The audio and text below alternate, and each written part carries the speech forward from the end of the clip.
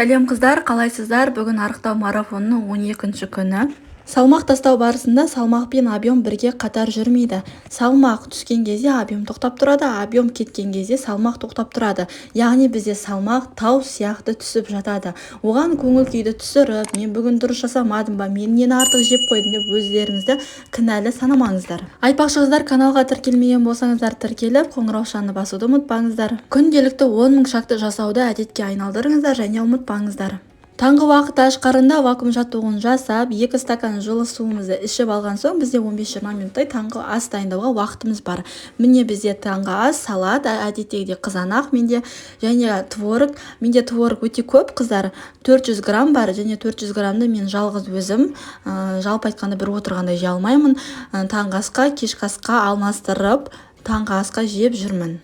Бір дана қызанаққа қыздар мен жалпы тоямын, маған жеткілікті, ал творогтың нормасы 100-150 грамм, ол бір адамға жеткілікті. Дәл осы 100-150 граммға адам тояды. Яғни тойымды таңғы ас. Таңғы аста пайдалы май болу қажет. Қолдың таза сары майын пайдалануға болады, немесе авокадоны пайдалануға болады. Бірақ авокадоның бағасы өте қымбат қыздар. Жануар майы ретінде қолдың таза сары майын пайдалануға болады. Нан мен май жағып жеуге болады, немесе қаймақты да қосуға болады. Енді мендегі творог құрғақ болғандықтан мен оған жалпы айтқанда қаймақ қостым, және дәмдеуіш ретінде міне қант алмастырғышты қостым. Қант алмастырғышты Фитпараттың стевия деген түрін алыңыздар, сіздерге ол жағын айтқан болады. Қыздар, біз тамақтану кезінде құнарлы тамақтануымыз қажет, яғни арықтау үшін біз өзімізді қинап, аз жүруге болмайды, оның барлығы болашақта бізге срывқа алып келеді. Ал қыздар, нанға келетін болса, кез келген нанды пайдалануға болады. Негізі ақ нан мен қара нанның калориясы бірдей, тек қана қара нанда биолог кішкене көбірек, ал ақ нанда биолог азырақ, яғни ол таза көмірсуға кіреді. Екеуі де негізі көмірсу, просто қара нанның құрамы таза. Ал мен қара нанды алғанмен, менен басқа ешкім жемейді, маған күнделікті 1-2 штук маған жеткілікті. Сол себепті мен арнайы қара нан алмаймын, ақ нан маған болады. Және менде қыздар сыр болды. Таңғы асқа сырды жеген өте тойымды, дәмді болады. Сіздер де дәл осылай тамақтаныңыздар. Ал қыздар, дәл осындай таңғы асқа сіздер тояр ма едіңдер? Мен жалпы өзім тоямын. Өте пайдалы, дәмді, тойымды таңғы ас. Негізі қыздар, таңғы асты міндетті түрде ішу керек. Таңғы асты ішпейтін болсаңыздар, сіздерде переедание, срыв пайда болуы мүмкін. Сол үшін таңғы асты қалдырмай ішіңіздер. Таңғы ас бізге энергия береді. Қыздар, сіздер осы 11 күн бойы тамақтандыңыздар ғой, қанша келі салмақ тастадыңыздар, соны комментарийге жазып кетсеңіздер, маған шабыт болады. Айтпақшы қыздар, дәл осы арықтау марафонын достарыңызға, таныстарыңызға жіберсеңіздер екен, олар да менімен бірге тамақтанып арықтаса екен. Арықтауда жүрсеңіздер қыздар, барлық тамақты жеуге болады. Егер де сіз манты, палау, орама деген тамақтарды жақсы көрсеңіз, онда түскі асқа жеуге болады.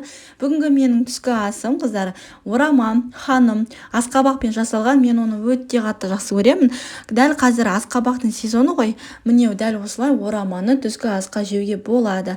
Және қыздар, мен салат ретінде баклажанды соя соус бар ғой, міне соған кішкене тұндырып қойдым, және кішкене тұз салып, 10-15 минуттан кейін оны духовкада пісіріп алдым. Содан кейін қызанақпен бірге араластырдым. Дәл осы салатты мен түскі асқа да, кешкі асқа да пайдаландым.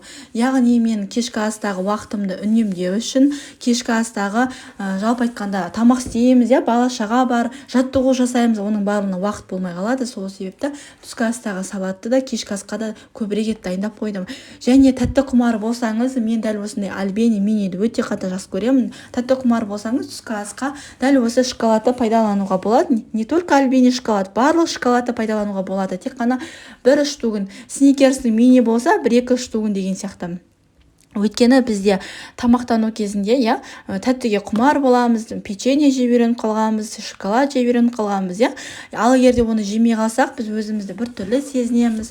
Жалпы айтқанда өзімізді шектейміз, ал шектеудің соңы бізде перееданиеге, артық тамақтануға алып келеді. Сол үшін өзіңізді шектемей, барынша пайдалы, дәмді етіп тамақтануға тырысыңыздар. Айтпақшы қыздар, су нормасын ішуді ұмытпаймыз.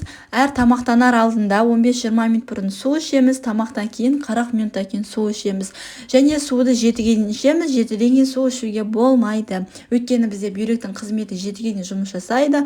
Және біз суды жетіге дейін ішетін болсақ, жалпы айтқанда біз түнде ұйықтап жатып кіші дәретке бармаймыз, ұйқымыз бөлінбейді. Ал байқасаңыздар, мен кешкі асқа үнемі жеңіл тамақтанамын, салатты жеймін және айран ішемін, немесе творогты жеймін, немесе тек қана ет жеймін.